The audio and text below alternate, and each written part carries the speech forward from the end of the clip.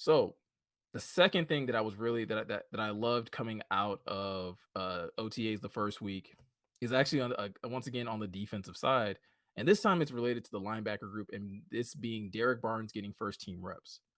Um, I don't want to blow this too far out of proportion because, like I said a couple weeks ago when talking about OTAs, not everything necessarily translates to what they expect the final roster to be, but it's at least good signs of where they want guys to be or where they are at least trying to test guys out and see if they're comfortable. And this is a big one for me. Um, the linebacker group is probably one of the more like I feel fairly confident who I think the starting two will be. That I believe that it absolutely will be Jack Campbell and Alex Anzalone. But that second tier of linebackers of who's going to be like the next man up if they decide to throw a third linebacker in there is going to be very important. And to see that Derrick Barnes is getting the early nod over a Malcolm Rodriguez who started last year is really important to me because Derrick Barnes was somebody that I was starting to feel like if he didn't start to show signs of improving drastically, I wasn't sure where he fits on this team exactly. They obviously he Derrick played mostly edge, when he was at Purdue. He kind of has been making this transition over to linebacker since he got drafted to the Lions, and it's just been a slow process. I don't know if they expected it to be, faster or slower or whatever, but I know for me and other Lions fans, like you kind of started to look at Derrick Barnes, like it doesn't look like he's getting this transition to linebacker as quickly as we would have liked. And that was only, made more evident when a guy like Malcolm Rodriguez, who was a 6th round draft pick, comes in and takes a starting, job from a guy like Derrick Barnes, who a lot of us thought would get that nod going into his second year. Well, now Derrick's going into his third year, and it's looking and it's sounding like he's making those strides that we all thought he would make coming in year two. Um, there was a great clip from Alex Anzalone where he was asked about Derrick Barnes, like, hey, DB's out here getting, the number one reps right next to you. What does that kind of signify? And Alex Anzalone kind of singing his praises, saying, like, yo, like he's never seen someone make the type of jump that Derrick Barnes has made from year 2 to 3. Um, Obviously, like I believe I've seen somewhere that Derrick Barnes and Alex Anzalone actually work out together in the offseason. So the fact that he's putting in that work next to again the linebacker that he would be playing next to anyways is a great sign, and it's a great indication that again, Derek's making the proper adjustments and he's making the proper progressions that he needs to in his skill set to start to get on the field. Like I said, I still kind of expect, your day one, week one linebackers to be Jack Campbell and Alex Anzalone, but I would love it so much more if Derek Barnes was like that next linebacker up. Um, I've kind of talked about this in the past. Like this is no knock against Malcolm Rodriguez whatsoever, but I do believe that Malcolm has some limitations. I think he's probably more technical, right? He came into the league as a more technically sound linebacker than Derek Barnes, but at the same time, he should have because Malcolm's played linebacker a little bit longer than Derek Barnes has. So he's had that time to adjust to the position. And Derek's had to make that adjustment literally at the NFL level where there's way more that's going to be asked of him. So I think they're finally starting to come like catch up to one another. And I think that battle, once we get into training camp and once we get pads on and they're able to actually hit and fire off, not at 100%, but 75% or whatever, I think that's going to be really interesting to see.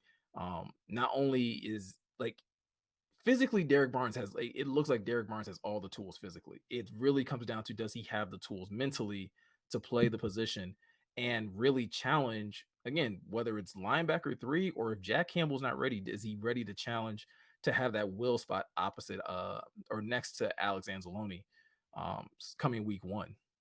So that's another thing I'm really looking forward to kind of seeing. And again, it was a really good update to see that again one of your linebackers that Brad Holmes drafted that he felt very strongly about is already starting to make waves. So that's a huge sign. And I think some people were starting to wonder again if Derek didn't make this transition to linebacker well. Do we need to start looking at him as an edge rusher, or do we need to start trying to like put him in different packages to be able to utilize his skill set better? Well, it looks like he's really taking the charge and really elevating himself as a middle linebacker. or at least in this situation, he was playing will. So as an off-ball linebacker in general, he's definitely making strides in that area. Another shout out to my guy Big T saying, "What up, Domiko and Pride Nation?" Big T, I always appreciate you coming through, man. Yeah, just talking again, a couple things that I loved and a couple things I hated. We're still in the things that I loved about OTAs the first week of OTAs. And I'll be honest with you guys, there's more things I loved than there are things that I hated. So before you start to wonder, like, is there a lot of things that I hate? No, there's actually a lot of things that I actually loved coming out of OTAs. Um, Speaking of linebackers, even though Jack Campbell wasn't getting the starting reps, wasn't getting all the first team reps, I did read somewhere that he was getting some. Um, there was a great clip, or there was a great quote that I read. I want to say it was both on the Pride of Detroit website as well as the Athletic, where they kind of highlighted this play where Jamar Jefferson, who is, I don't know, RB4, um, basically had broke off a pretty big run, and Jack Campbell basically chased him down and was literally almost like step for step with him.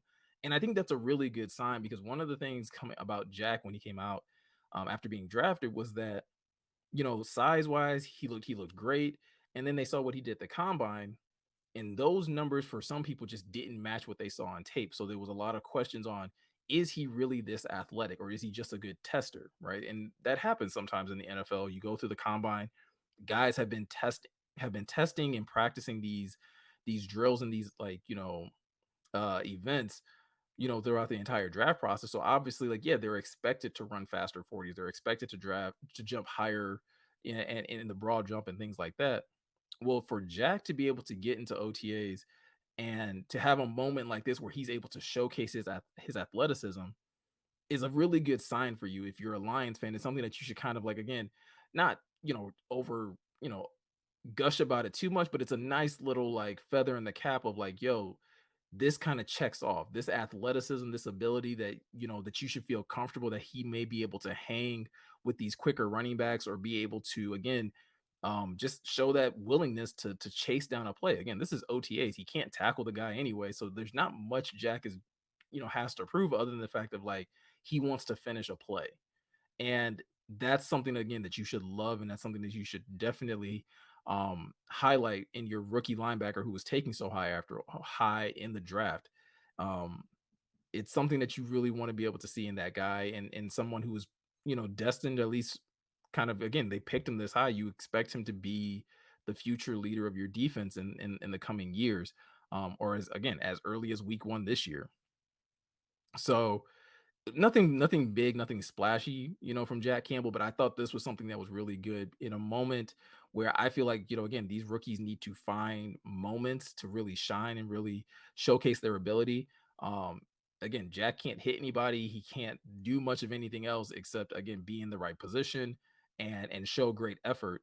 I'm glad to see that he is doing that, again, starting off early in OTAs.